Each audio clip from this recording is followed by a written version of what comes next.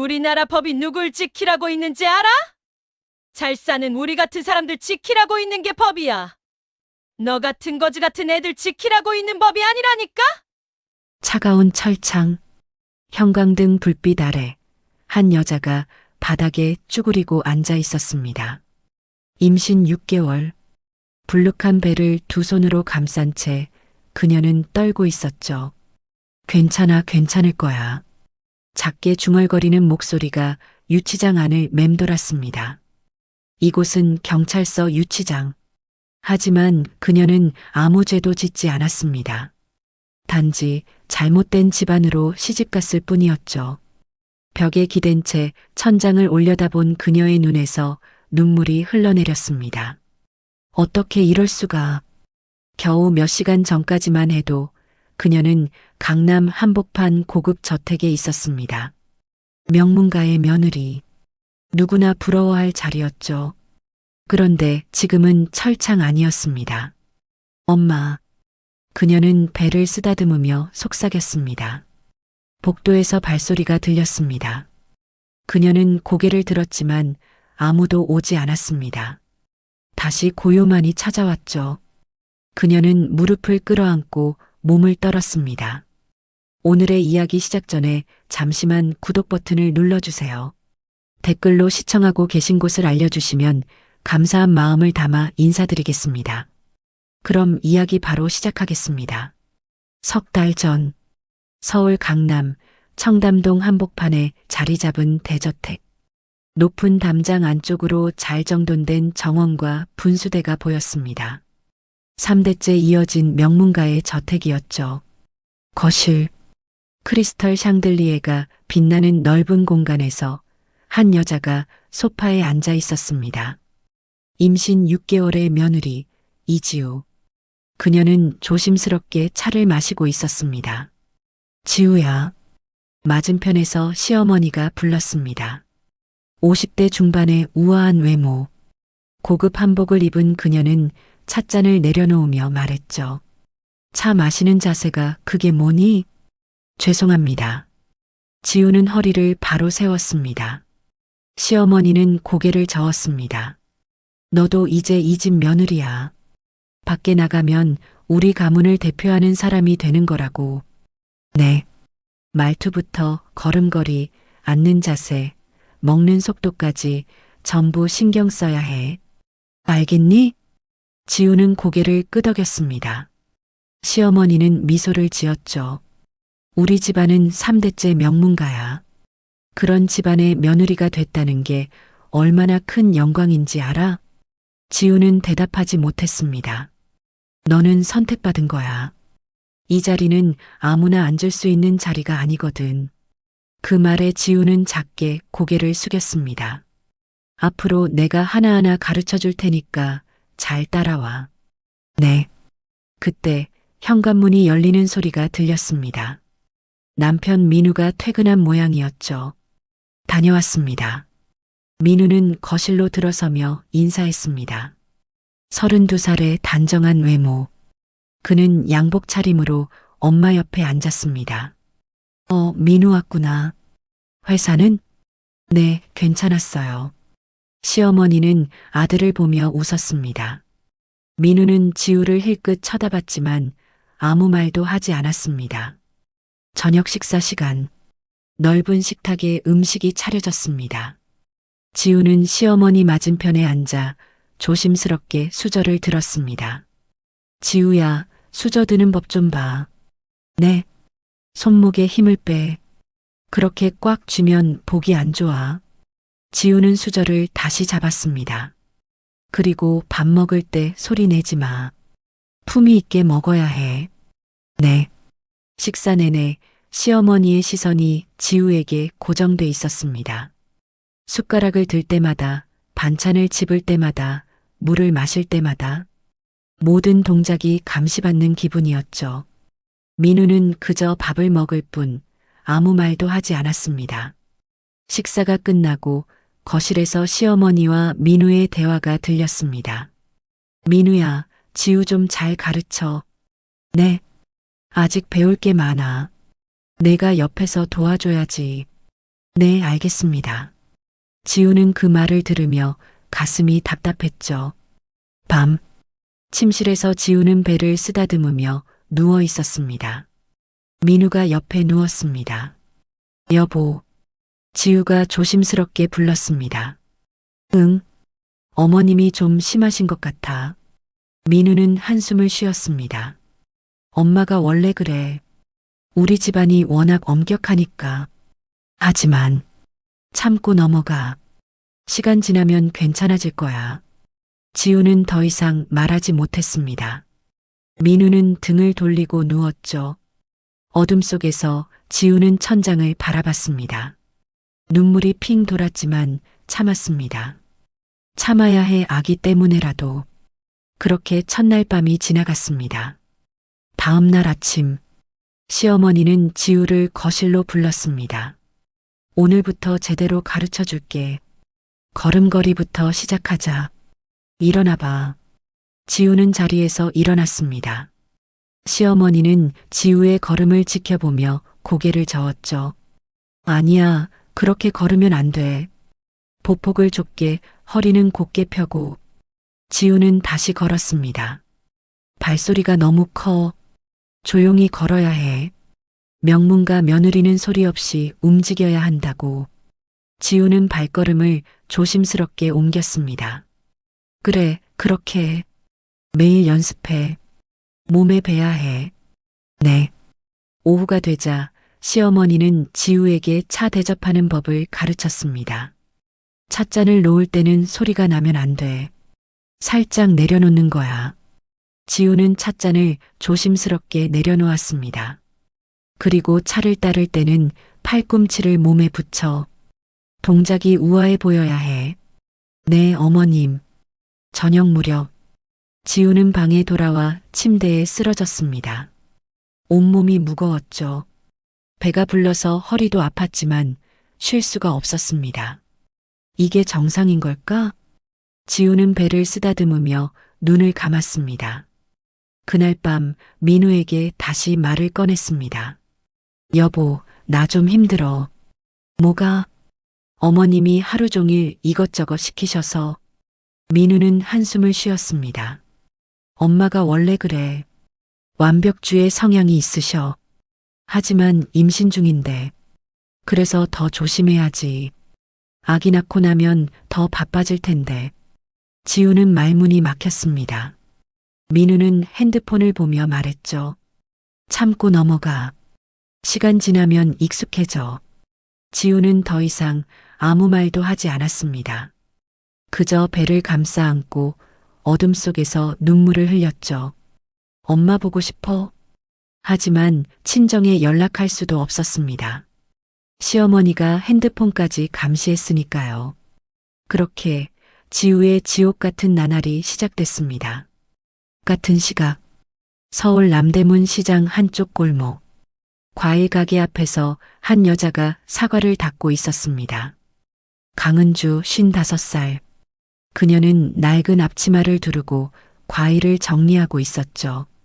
아줌마, 사과 얼마예요? 지나가던 손님이 물었습니다. 한 봉지에 5,000원이에요.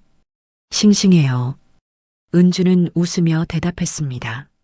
손님은 사과를 집어들고 돈을 건넸죠. 감사합니다. 또 오세요. 은주는 손님을 배웅하고 다시 과일을 정리했습니다. 시장 골목은 시끄러웠습니다. 상인들의 호객 소리, 손님들의 웃음소리. 평범한 하루였죠. 하지만 은주의 얼굴엔 웃음이 없었습니다. 핸드폰을 꺼내 화면을 확인했습니다. 부재중 전화 하나. 새벽 3시에 걸려온 딸의 전화였습니다.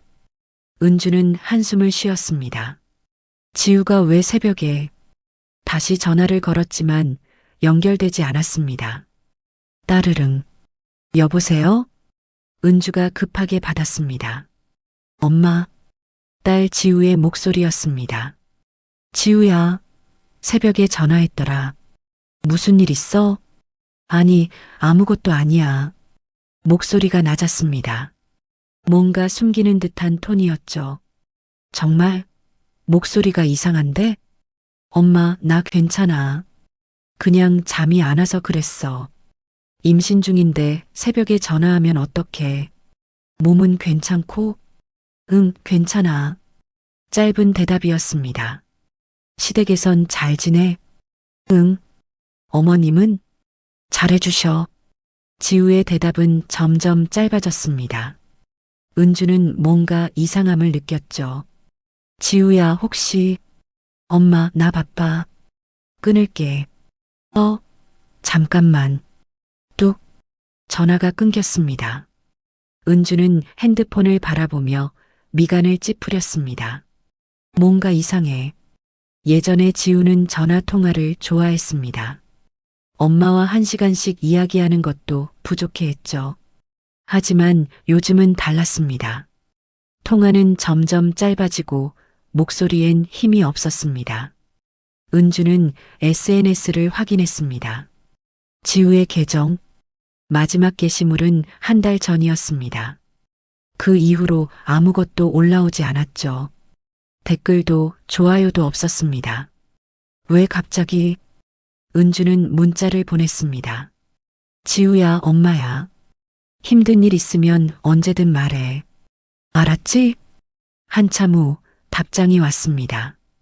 응. 이모티콘 하나 없는 짧은 대답이었습니다. 예전 같으면 하트 이모티콘을 잔뜩 보냈을 텐데, 은주는 핸드폰을 내려놓고 한숨을 쉬었습니다. 아줌마, 괜찮아요? 옆 가게 아저씨가 물었습니다. 아, 네, 괜찮아요. 얼굴이 안 좋아 보이던데. 딸 생각하느라 그래요. 아, 시집간 따님? 잘 지내죠? 네, 은주는 억지로 웃었습니다. 하지만 가슴 한쪽이 무거웠죠.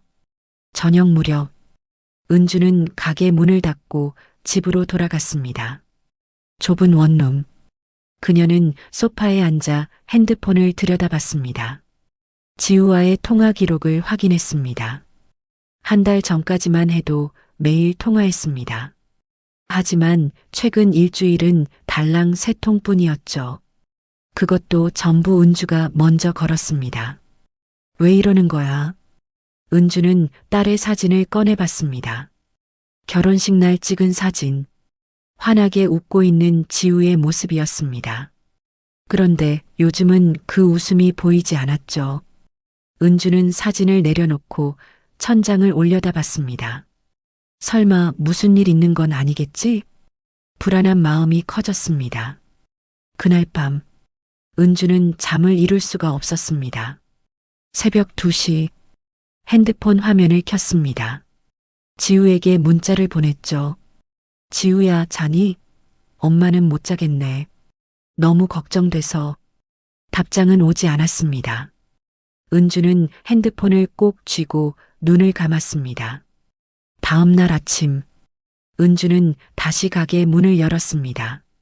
과일을 정리하면서도 핸드폰을 자꾸 확인했죠. 따르릉. 전화벨이 울렸습니다. 지우였습니다. 은주는 급하게 받았습니다. 여보세요? 지우야? 엄마. 응, 엄마야. 왜 이렇게 늦게 전화해? 엄마, 나 괜찮아. 목소리가 떨렸습니다. 괜찮긴 뭐가 괜찮아? 목소리 들어봐. 우는 거 아니야? 아니야. 안 울어. 지우야, 엄마한테 솔직하게 말해봐. 무슨 일 있는 거지? 잠시 침묵이 흘렀습니다. 지우는 작게 숨을 들이쉬었습니다. 엄마, 나 정말 괜찮아. 정말? 응. 그리고 엄마 오지 마. 뭐? 시댁에 오지 마. 알았지? 왜 갑자기 그런 말을. 그냥 바쁘니까. 엄마도 바쁘잖아. 바빠도 딸 얼굴은 봐야지. 배도 불렀을 텐데. 엄마, 제발 오지 마. 지우의 목소리가 간절했습니다. 은주는 가슴이 철렁 내려앉았죠. 지우야, 너 지금. 엄마, 끊을게. 뚝. 전화가 끊겼습니다. 은주는 핸드폰을 꼭 쥐고 서 있었습니다. 손이 떨렸습니다. 오지 마. 그 말이 계속 머릿속을 맴돌았습니다. 은주는 확신했습니다. 이건 평범한 상황이 아니었습니다. 딸이 뭔가를 숨기고 있었죠. 아니, 숨겨야만 하는 상황이었습니다. 도움을 요청하고 있어. 은주는 가게 문을 닫았습니다. 이제 가만히 있을 수 없었습니다. 딸에게 무슨 일이 벌어지고 있는지 확인해야 했죠. 은주는 핸드폰을 들고 주소를 검색했습니다. 강남 청담동. 지우의 시댁 주소였습니다. 일단 가봐야 해. 은주는 가방을 챙겼습니다. 과일 장사 아줌마. 겉으로는 평범해 보이는 그녀. 하지만 그 눈빛은 달랐습니다. 딸을 지키겠다는 단호함이 서려 있었죠. 은주는 가게 문을 잠그고 발걸음을 옮겼습니다. 그 걸음은 빨랐습니다. 그리고 흔들림이 없었습니다. 그날 오후 청담동 대저택 거실. 지우는 소파에 앉아 배를 쓰다듬고 있었습니다. 시어머니가 거실로 들어왔습니다. 지우야, 요즘 내 상태가 걱정돼. 정서적으로 불안정해 보여. 그런 거 아니에요. 아니긴. 밤에 혼자 울고 전화하고 다 들려. 지우는 얼굴이 하얘졌습니다. 시어머니는 핸드폰을 꺼내 들었습니다. 그리고 이것 좀 봐. 화면에는 지우가 우는 장면이 찍혀 있었습니다. 어젯밤 방에서 혼자 울던 모습이었죠. 이게 언제 찍으신 거예요? 걱정돼서 확인했지. 너 요즘 이상해. 화면을 넘기자 더 많은 영상이 나왔습니다. 지우가 배를 감싸고 떨고 있는 장면. 침대에 쓰러져 숨을 헐떡이는 장면. 전부 몰래 촬영된 것들이었습니다. 임신 중에 이렇게 불안정하면 안 돼. 혹시 모를 일에 대비해야지. 시어머니는 핸드폰을 내려놓고 지우를 바라봤습니다. 일단 오늘은 방에서 쉬어. 지우는 고개를 숙이고 방으로 돌아갔습니다. 문이 닫히자 시어머니는 전화를 걸었습니다. 여보세요? 나야. 부탁 좀 하려고. 상대방의 목소리가 들렸습니다. 우리 며느리 말인데 임신 중인데 정서가 불안정해. 혹시 모를 사고가 날까봐 걱정이야. 그래. 그럼 병원에 데려가 봐야지. 본인이 거부하고 있어. 자해 가능성도 있고. 상대방은 잠시 침묵했습니다. 그 정도면 응급조치가 필요할 수도 있겠네. 그렇지? 내가 봐도 심각해 보여. 알겠어. 내가 한번 알아볼게. 전화가 끊어졌습니다. 시어머니는 만족스러운 미소를 지었죠. 그날 저녁, 밤 9시, 초인종이 울렸습니다. 현관문이 열리는 소리가 들렸죠. 안녕하세요. 낯선 목소리였습니다. 지우는 귀를 기울였습니다. 발소리가 복도를 따라 다가왔습니다. 똑똑. 지우야, 나와봐. 지우는 문을 열었습니다. 복도에 경찰관 2명이 서 있었습니다. 네. 안녕하세요. 강남경찰서입니다. 신고를 받고 왔습니다. 신고요?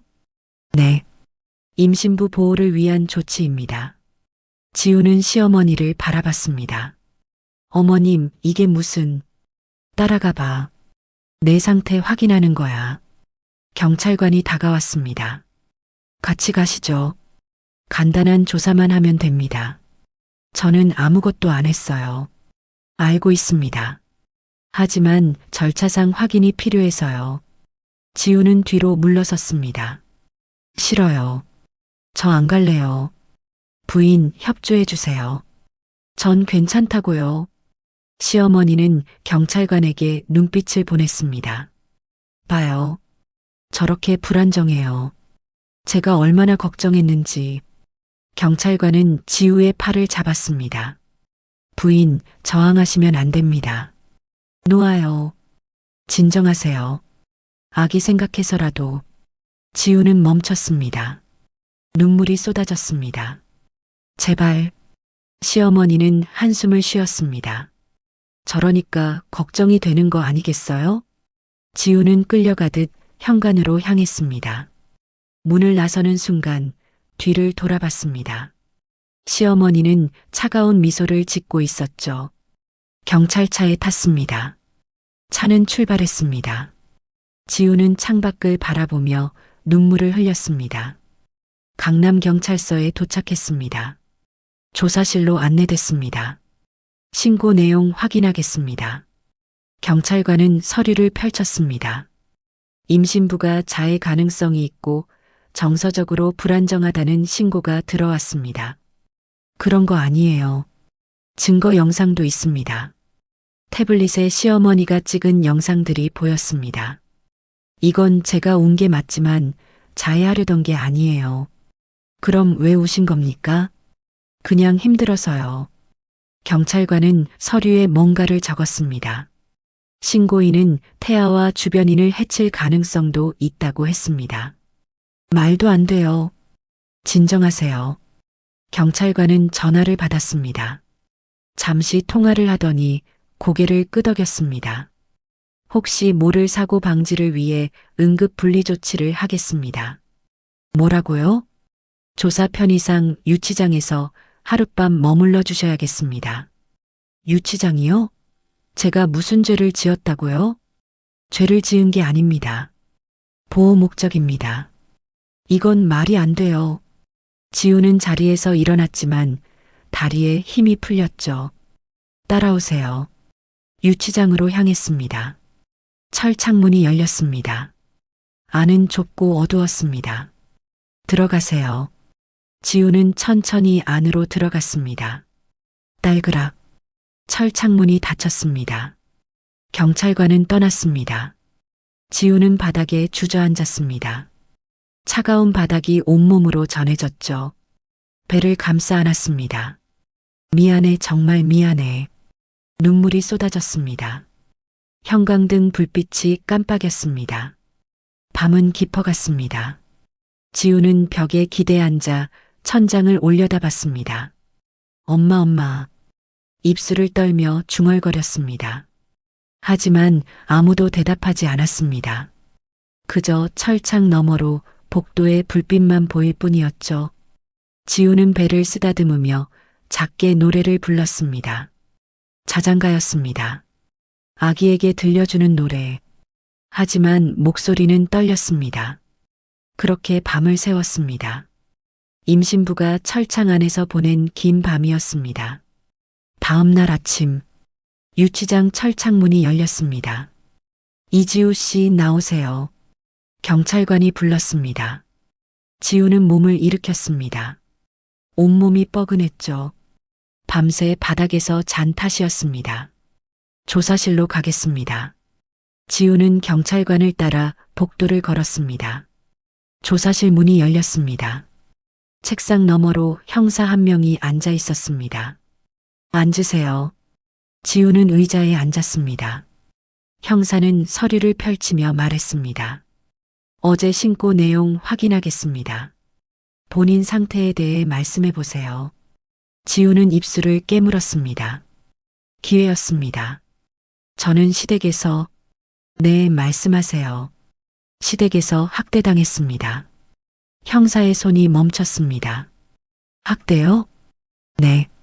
시어머니가 저를 감시하고 통제하고. 지우의 목소리가 떨렸습니다. 밤낮으로 감시당하고 핸드폰도 검사받고 제 의사와 상관없이 모든 게 통제됐어요. 형사는 고개를 끄덕이며 받아 적었습니다. 계속하세요. 어제도 제가 온 걸 몰래 촬영해서 그걸로 신고했어요. 전 자해하려던 게 아니에요. 그냥 힘들어서 온 거예요. 알겠습니다. 형사는 서류에 뭔가를 적었습니다. 그럼 시댁에서의 학대 증거가 있습니까? 증거는 영상이요. 시어머니가 찍은 영상들이 있을 거예요. 그 영상이 학대의 증거라는 건가요? 아니, 그게 아니라. 지우는 말을 이어가려 했습니다. 바로 그때 똑똑 문을 두드리는 소리가 들렸습니다. 들어오세요. 문이 열렸습니다. 시어머니가 들어왔습니다. 지우는 얼굴이 하얘졌습니다. 어머님, 시어머니는 우아한 옷차림에 미소를 띠고 있었습니다.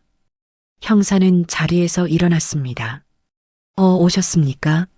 네, 수고 많으시죠. 시어머니는 형사와 악수를 나눴습니다. 그 모습이 너무나 자연스러웠죠. 며느리 때문에 걱정이 많았어요. 어떤가요? 지금 진술 받는 중입니다. 시어머니는 지우를 바라봤습니다. 지우야, 괜찮니? 지우는 대답하지 못했습니다. 시어머니는 형사에게 다가가 작게 속삭였습니다. 조사 좀 제대로 해줘요. 아이 엄마인데 정신 상태가 불안하니까. 형사는 고개를 끄덕였습니다. 알겠습니다. 그때 조사실 문이 다시 열렸습니다. 정장을 입은 남자가 들어왔습니다. 50대 후반의 당당한 걸음걸이. 시어머니는 반갑게 인사했습니다. 아, 과장님. 오셨어요? 그래, 잘 있었어? 두 사람은 오랜 친구처럼 반겼습니다. 형사는 긴장한 표정으로 인사했습니다. 과장님, 안녕하십니까? 응, 수고해. 과장은 시어머니 옆에 섰습니다. 이게 그 며느리야? 네, 맞아요. 과장은 지우를 내려다봤습니다. 임신 중인데 힘들겠네. 지우는 고개를 숙였습니다. 과장은 형사에게 말했습니다. 어떻게 돼가? 지금 진술 받는 중입니다. 그래. 뭐라고 하던데? 형사는 서류를 확인했습니다. 시댁에서 학대당했다고 주장하고 있습니다. 과장은 시어머니를 힐끗 봤습니다. 시어머니는 한숨을 쉬었습니다. 그러게요. 요즘 자꾸 이상한 소리를 해서 걱정이에요. 임신 중이라 그런가 보지. 과장은 팔짱을 끼고 지우를 바라봤습니다. 요즘 세상에 법대로만 돌아가는 줄 아나? 지우는 고개를 들었습니다. 네. 법이 전부가 아니야. 인간관계, 신뢰, 그런 게 더 중요하지.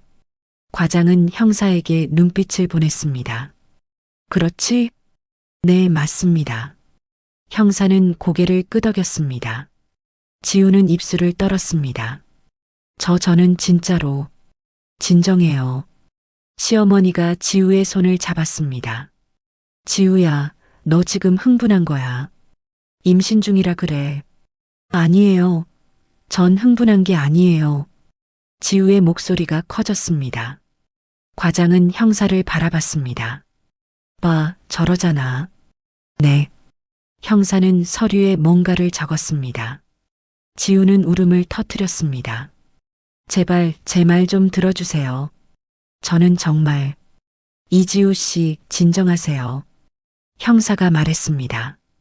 지금 상태로는 제대로 된 진술을 받을 수 없습니다. 아니에요. 저 정신 멀쩡해요.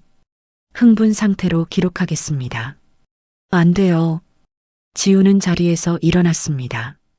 하지만 경찰관이 어깨를 눌렀죠. 앉으세요. 시어머니는 형사에게 말했습니다. 좀 쉬게 해주시면 안 될까요? 저렇게 흥분하면 아기한테 안 좋잖아요. 그러시죠.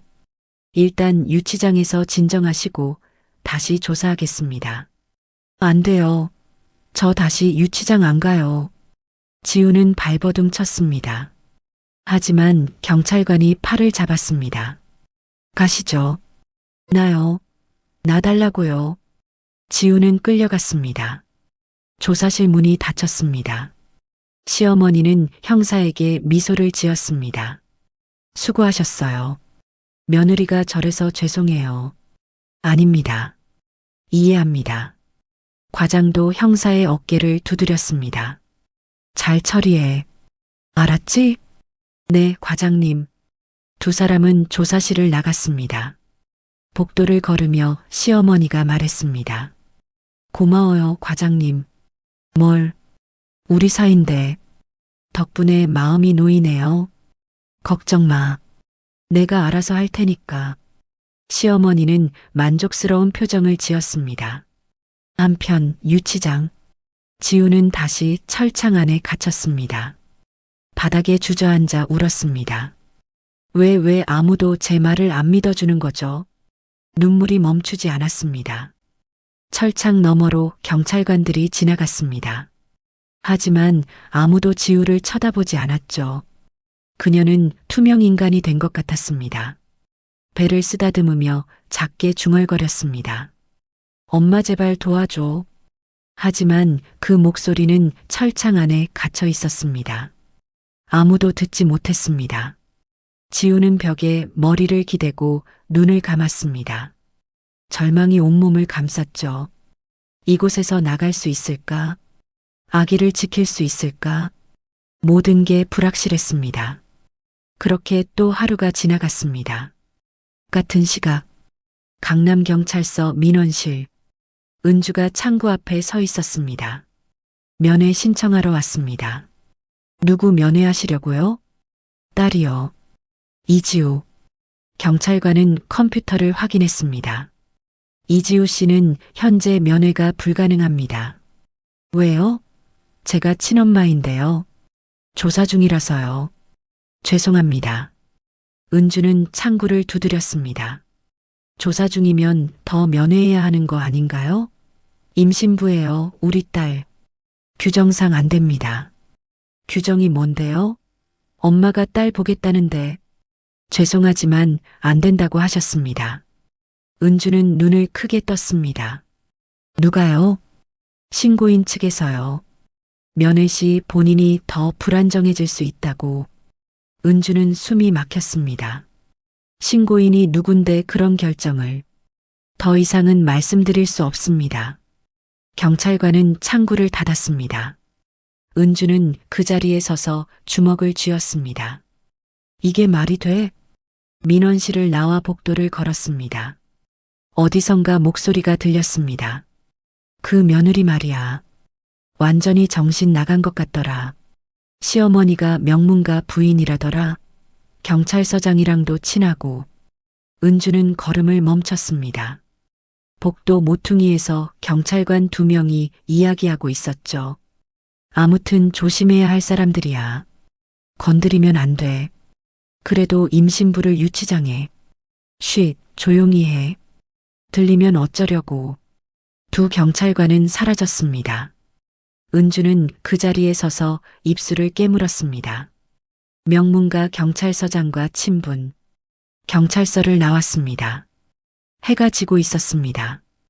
은주는 청담동 방향으로 걸었습니다. 지우의 시댁으로 가는 길이었죠. 골목을 걸으며 주변을 살폈습니다. 높은 담장, 큰 저택들. 이곳은 부자 동네였습니다. 지우의 시댁 앞에 도착했습니다. 높은 담장 너머로 저택이 보였습니다. 은주는 초인종을 눌렀습니다. 잠시 후 인터폰에서 목소리가 들렸습니다. 누구세요? 저 지우 엄마예요. 딸 좀 보러 왔는데요. 지금 집에 안 계십니다. 그럼 언제 오나요? 모르겠습니다. 돌아가세요. 뚝. 인터폰이 끊겼습니다. 은주는 문 앞에 서서 담장을 바라봤습니다. 안에 뭐가 있는 거지? 발걸음을 돌렸습니다. 골목을 걷는데 누군가 은주를 불렀습니다. 저기요. 뒤를 돌아보니 중년 여자가 서 있었습니다. 네. 혹시 그 집 며느리 엄마세요? 네, 맞는데요. 여자는 주변을 살피고 조용히 말했습니다. 저 옆집 사는 사람인데요. 잠깐 얘기 좀 할 수 있을까요? 은주는 고개를 끄덕였습니다. 두 사람은 골목 끝으로 걸어갔습니다. 여자가 입을 열었습니다. 그 집에서요, 밤마다 울음소리가 들려요. 울음소리요? 네. 여자 목소리예요. 아마 며느리분 같은데. 은주는 가슴이 철렁 내려앉았습니다. 언제부터요? 한 달쯤 됐어요. 처음엔 그냥 지나쳤는데 자꾸 들리니까 이상하더라고요. 여자는 목소리를 낮췄습니다. 그리고요, 경찰차가 자주 와요. 경찰차요? 네. 일주일에 2~3번씩? 어젯밤에도 왔어요. 은주는 주먹을 쥐었습니다. 혹시 더 아는 거 없으세요? 저도 잘은 모르지만 그 집 주인이 예전에 경찰 간부 부인이었대요. 이 동네에서 꽤 유명해요. 그래요? 네. 그래서 다들 함부로 못해요. 권력이 있으니까. 여자는 은주를 보며 말했습니다. 조심하세요. 그 집 건드리면 안 좋을 거예요. 고맙습니다. 여자는 돌아갔습니다. 은주는 그 자리에 서서 생각에 잠겼습니다. 밤마다 울음소리, 경찰차, 권력. 모든 게 이어졌습니다. 은주는 다시 시장 골목으로 돌아왔습니다. 가게 앞에 서니 단골 배달기사가 지나갔습니다. 아줌마, 오늘 장사 안 해요?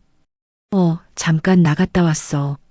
배달기사는 오토바이에 걸터 앉으며 물었습니다. 혹시 청담동 쪽에 배달 많이 가요? 청담동요? 가끔 가죠. 왜요?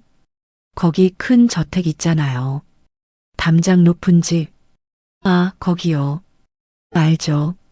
가끔 음식 시켜요. 거기 분위기 어때요? 배달기사는 고개를 저었습니다. 좀 이상해요. 인터폰으로만 받고 문은 절대 안 열어줘요. 돈도 미리 계좌이체로 받고. 그래요? 네. 한 번은 안에서 누가 오는 것 같은 소리를 들었어요. 근데 문이 바로 닫혀서 확인은 못했죠. 은주는 고개를 끄덕였습니다. 배달기사는 출발했습니다. 은주는 가게 안으로 들어갔습니다. 옆 가게 아주머니가 다가왔습니다. 은주 씨, 딸 괜찮아요? 모르겠어요. 걱정되겠네. 임신 중인데. 아주머니, 혹시 청담동 쪽에 아는 사람 있어요? 청담동요? 글쎄 왜요? 딸이 거기 시집 갔거든요. 근데 좀 이상해서. 아주머니는 잠시 생각하더니 말했습니다. 제 조카가 거기서 부동산 해요. 한번 물어볼까요? 네, 부탁드려요. 아주머니는 전화를 걸었습니다. 통화를 마치고 돌아왔습니다. 조카가 그러는데요. 그쪽은 조심해야 한대요. 왜요? 이건 단순 가정사가 아니래요. 권력형이래요. 은주는 숨을 들이쉬었습니다. 권력형? 네. 경찰, 검찰 다 연결돼 있대요. 함부로 건드리면 안 된대요. 아주머니는 걱정스러운 표정을 지었습니다. 은주 씨, 괜찮아요? 얼굴이 안 좋은데. 네, 괜찮아요. 은주는 자리에 앉았습니다. 머릿속이 복잡했습니다. 권력형 경찰, 검찰. 평범한 방법으로는 딸을 구할 수 없었습니다. 안에서 막혀 있었습니다. 그렇다면 은주는 눈을 감았습니다.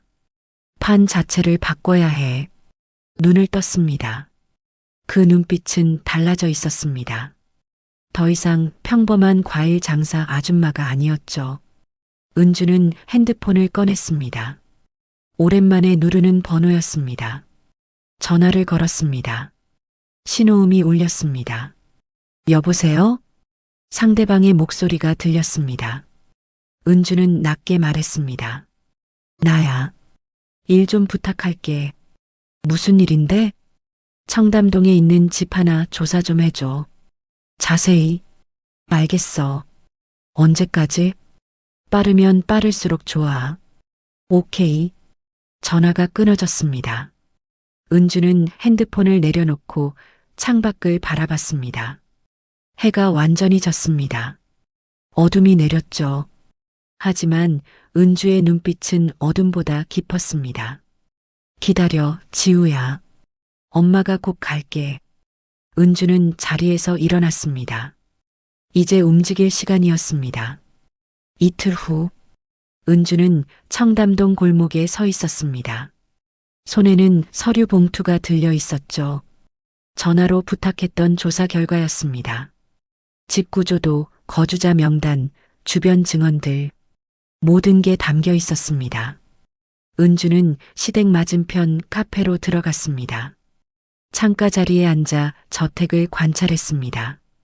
오전 10시, 시어머니가 현관문을 나섰습니다.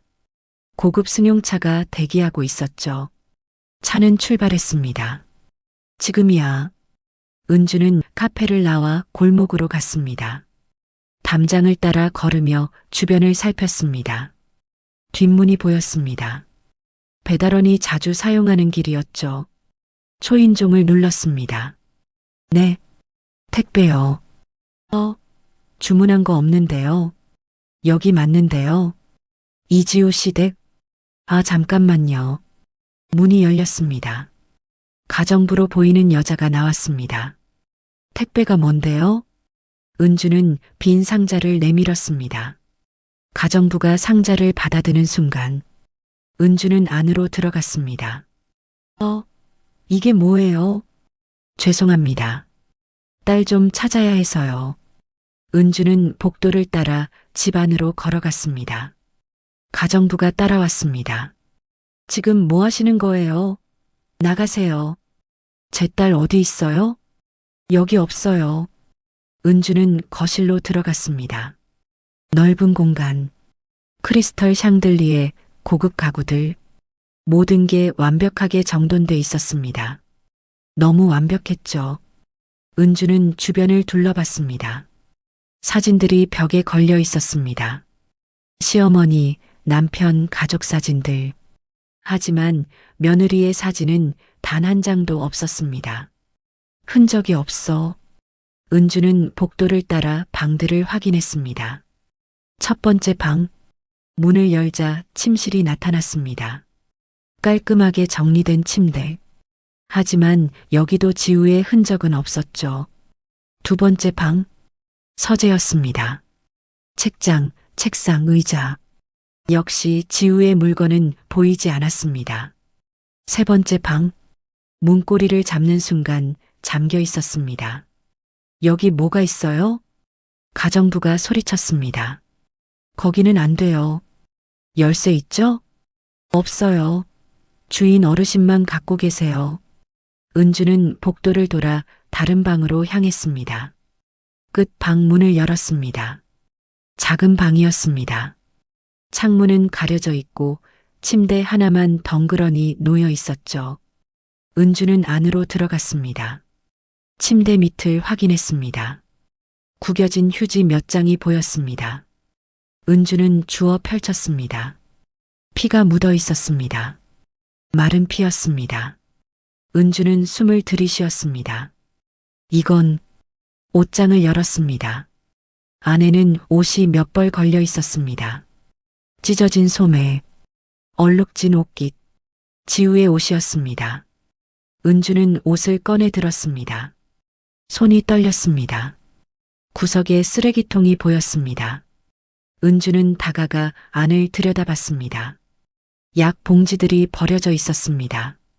수면제, 진정제, 처방전도 없는 약들이었죠. 이걸 지우한테.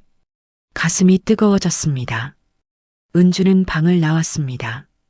가정부가 복도에 서 있었습니다. 은주는 가정부를 똑바로 바라봤습니다. 당신 다 알고 있었죠? 전 아무것도 몰라요. 며느리한테 무슨 짓을 했는지.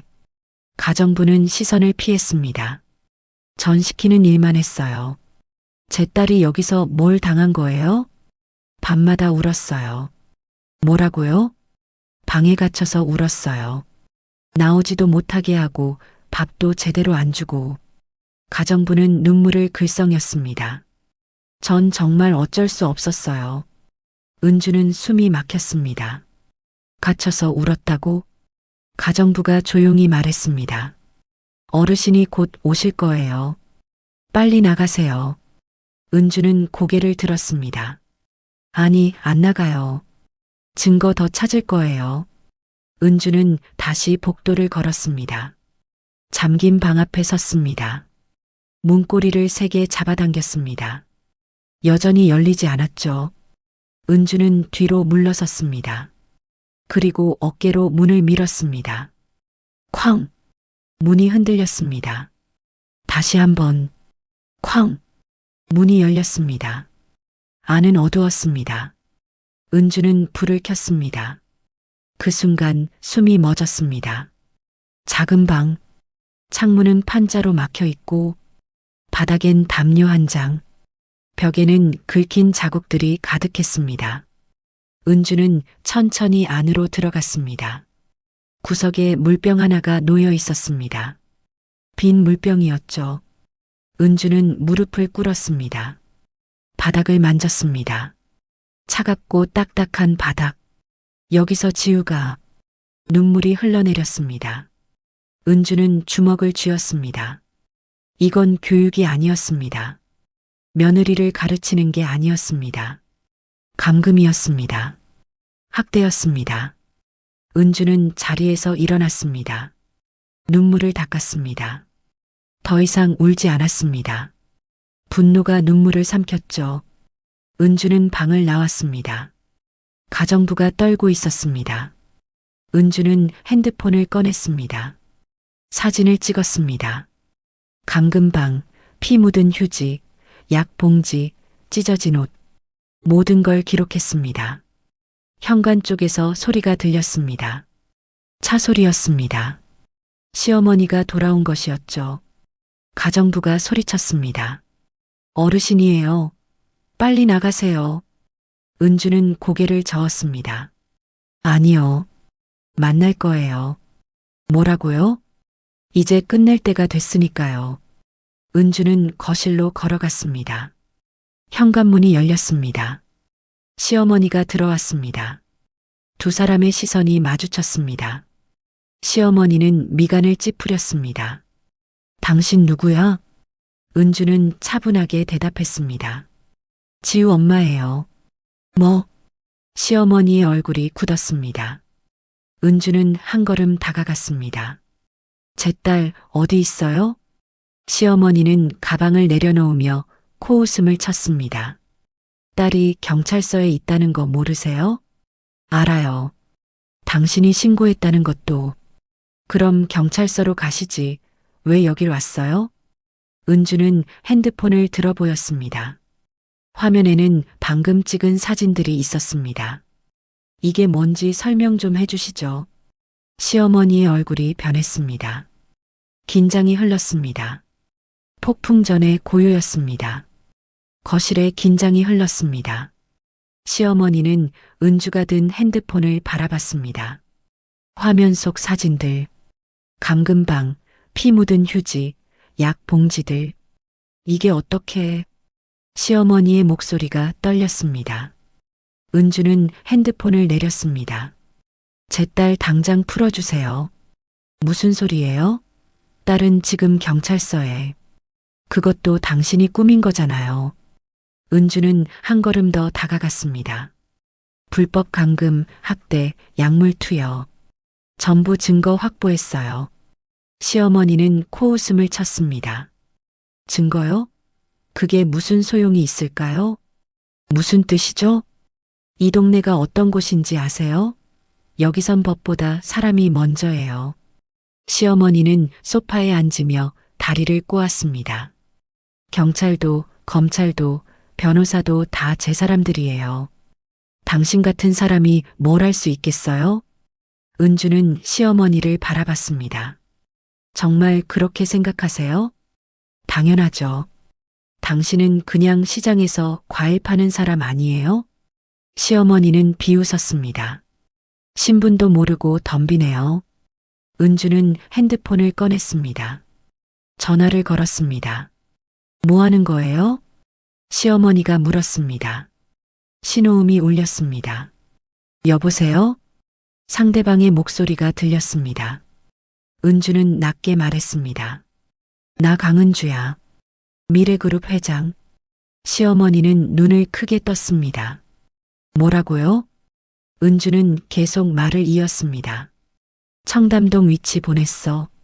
경호팀하고 법무팀 바로 보내. 알겠습니다, 회장님. 그리고 강남경찰서 연락해서 내 사위 며느리 즉시 석방. 네, 바로 진행하겠습니다. 5분 안에 처리해. 명심하겠습니다. 전화가 끊어졌습니다. 은주는 핸드폰을 내려놓고 시어머니를 바라봤습니다. 시어머니는 얼어붙어 있었습니다. 미래그룹 회장? 네. 제가 바로 미래그룹 회장이에요. 시어머니는 소파에서 일어났습니다. 말도 안 돼요. 당신은 과일 장사. 겉모습만 봤나 보네요. 은주는 차분하게 말했습니다. 전 제 정체를 숨기고 평범하게 살아왔어요. 딸이 돈 때문에 시집가는 걸 원치 않았거든요. 시어머니는 뒤로 물러섰습니다. 그럼 민우가 다니는 회사도? 네. 미래전자. 제 회사 계열사예요. 시어머니의 얼굴이 하얘졌습니다. 밖에서 차 소리가 들렸습니다. 여러 대의 차가 동시에 멈춰 섰습니다. 문이 열리는 소리, 발소리들, 현관 초인종이 울렸습니다. 은주는 문을 열었습니다. 정장을 입은 남자들이 들어섰습니다. 경호팀이었습니다. 뒤이어 변호사들이 들어왔습니다. 회장님, 오래 기다리셨습니다. 경호팀장이 고개를 숙였습니다. 아니야. 딸 상황은? 지금 강남경찰서에서 석방 진행 중입니다. 좋아. 여기 증거들 전부 확보해. 네, 회장님. 경호팀은 움직이기 시작했습니다. 변호사가 시어머니에게 다가갔습니다. 부인, 지금부터 조사에 협조하셔야겠습니다. 시어머니는 뒤로 물러섰습니다. 잠깐만요. 이건 말도 안 돼요. 불법 감금, 학대, 약물 투여 혐의가 있습니다.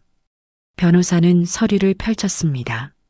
시어머니는 은주를 바라봤습니다. 제발 오해해요. 전 그냥 며느리 교육을. 교육이요? 은주는 차갑게 웃었습니다. 감금하고 약 먹이고 굶기는 게 교육인가요? 그게 아니라 경찰 동원해서 유치장에 가둔 것도 교육이었나요? 시어머니는 말문이 막혔습니다. 그때 또 다른 차가 도착했습니다. 민우였습니다. 그는 급하게 집 안으로 들어왔습니다. 무슨 일이에요? 갑자기 회사에서 연락이 와서. 민우는 멈춰 섰습니다. 경호팀, 변호사들, 그리고 은주. 장모님? 은주는 민우를 바라봤습니다. 민우 씨, 처음 뵙네요. 제대로 된 인사는? 무슨 일이에요? 왜 이렇게 사람들이? 당신이 다니는 회사 아시죠? 미래전자. 네, 알죠. 그 회사 실소유주가 누군지 아세요? 민우는 고개를 저었습니다. 모르는데요. 대기업이라. 접니다. 네. 민우는 믿을 수 없다는 표정을 지었습니다. 장모님이 미래그룹 회장이시라고요? 네. 그리고 당신은 지금부터 해고해요. 뭐라고요? 은주는 차갑게 말했습니다. 제 딸을 지키지 못한 남편에게 줄 자리는 없어요. 민우는 얼굴이 하얘졌습니다. 잠깐만요. 전 몰랐어요. 몰랐다고요? 아내가 울고 있는데 모른 척 했잖아요. 그건 엄마 말만 듣고 아내를 방치했잖아요. 민우는 대답하지 못했습니다. 시어머니가 끼어들었습니다. 이건 가정사예요. 남이 끼어들 일이 아니에요. 은주는 시어머니를 바라봤습니다. 가정사요? 제 딸을 유치장에 보낸 게 가정사예요? 그건 안전을 위해서. 거짓말하지 마세요. 당신 경찰 친구 동원한 거 다 알아요. 시어머니는 입술을 떨었습니다. 변호사가 말했습니다. 회장님, 경찰서에서 연락 왔습니다. 따님 석방 완료됐습니다. 좋아. 바로 데려와. 네. 경호원 한 명이 나갔습니다. 은주는 시어머니에게 다가갔습니다. 당신이 믿었던 권력, 이제 아무 소용없어요. 무슨 소리예요? 경찰도, 검찰도, 지역 유지도 다 제 위에 있어요. 은주는 핸드폰을 들어 보였습니다.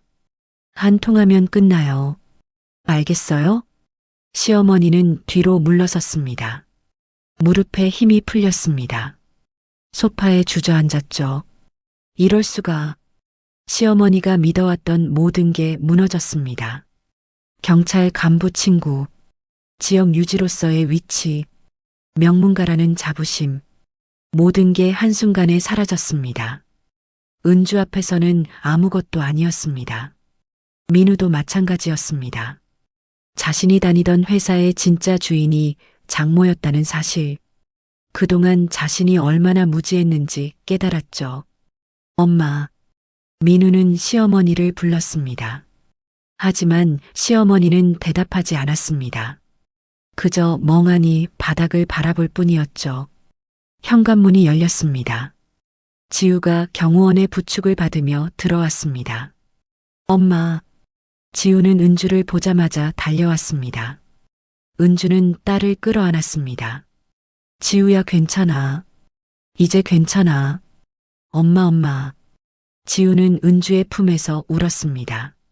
민우가 다가가려 했습니다. 지우야. 하지만 경호원이 막았습니다. 비켜주십시오. 민우는 멈춰섰습니다. 은주는 지우를 부축하며 말했습니다. 가자. 우리 집으로. 네, 엄마. 두 사람은 현관으로 향했습니다. 뒤를 돌아보지 않았습니다. 시어머니와 민우는 그 자리에 남았습니다. 무너진 권력의 잔해 속에서 변호사가 서류를 내밀었습니다. 부인, 조사 일정 잡겠습니다. 시어머니는 고개를 떨구었습니다. 모든 게 끝났습니다. 다음 날 아침, 청담동 대저택 앞에 차들이 줄지어 섰습니다. 법무팀, 경찰, 그리고 압수수색 영장을 든 검사들. 현관문이 열렸습니다. 압수수색 영장입니다. 협조해 주시기 바랍니다. 검사가 영장을 내밀었습니다. 시어머니는 거실 소파에 앉아 있었습니다. 하룻밤 사이 늙어 보였죠. 들어오세요. 목소리에 힘이 없었습니다. 수사관들이 집 안으로 들어왔습니다. 체계적으로 움직였습니다. 거실, 침실, 서재, 모든 방을 뒤졌습니다. 그리고 잠겨있던 지하실 문을 열었습니다. 계단을 내려가자 작은 방이 나타났습니다. 벽에는 여러 도구들이 걸려 있었습니다. 채찍, 수갑, 족쇄. 이게 뭡니까? 수사관이 물었습니다. 시어머니는 대답하지 않았습니다. 책상 위에는 노트가 있었습니다. 수사관이 펼쳐봤습니다. 날짜별로 기록돼 있었습니다. 오전 6시 기상, 아침 식사겁으로 벌 집행, 오후 2시 말대꾸로 방격리, 저녁 7시 약물 투여. 모든 게 적혀 있었습니다. 수사관은 노트를 증거 봉투에 넣었습니다. 서랍을 열자 USB가 나왔습니다. 노트북에 연결했습니다. 영상들이 나타났습니다. 며느리가 방에 갇혀 우는 장면, 무릎 꿇고 사과하는 장면, 약을 억지로 먹는 장면, 모든 게 촬영돼 있었습니다. 전부 확보하세요. 네, 알겠습니다. 수사는 오후까지 이어졌습니다. 증거품은 수십 개의 상자에 담겼습니다. 시어머니는 그 모습을 멍하니 바라봤습니다. 저녁 무렵 검사가 시어머니 앞에 섰습니다. 감금치상, 상해, 약물 강요 혐의로 긴급 체포하겠습니다. 네. 시어머니는 고개를 끄덕였습니다. 저항하지 않았습니다. 경찰이 수갑을 채웠습니다. 차가운 쇠 느낌이 손목에 전해졌죠. 출발하겠습니다. 시어머니는 경찰차에 탔습니다. 창밖으로 자신의 집이 보였습니다. 30년을 살았던 집, 명문가의 상징이었던 집, 이제 다시는 돌아올 수 없을 집이었습니다. 차는 출발했습니다. 같은 시각, 민우는 회사 인사팀에 불려갔습니다. 민우 씨, 오늘부로 해고 통보드립니다. 네. 민우는 고개를 숙였습니다. 그리고 회사 자금 횡령 건으로 수사가 진행될 예정입니다. 횡령이요? 전 그런 적 없는데요. 어머님 명의로 된 계좌로 회사 자금이 빠져나간 기록이 있습니다. 민우는 얼굴이 하얘졌습니다.